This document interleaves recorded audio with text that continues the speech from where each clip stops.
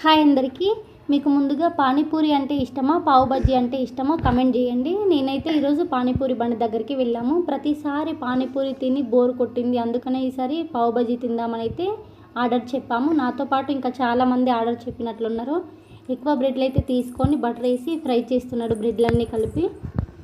నేను పావు బజ్జీ తినడం ఇది మూడోసారి. ఫస్ట్ ఏమో నార్మల్ పావు బజ్జీ తిన్నాను, సెకండ్ ఏమో చీజ్ పావు బజ్జీ తిన్నాను. బ్రెడ్ పైన చీజ్ వేసి ఇస్తారు అంతే, చీజ్ పావు బజ్జీ అంటే. ఇప్పుడు నార్మల్ పావు బజ్జీ అయితే తీసుకుంటున్నాను. వచ్చేసింది మన పావు బజ్జీ అయితే.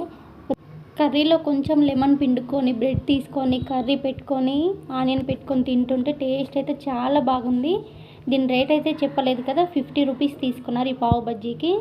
నాకైతే నిజంగా టేస్ట్ అయితే బాగా నచ్చింది. మా వారేమో కట్లెట్ తీసుకున్నారు, మా పాపనేమో పానీపూరి.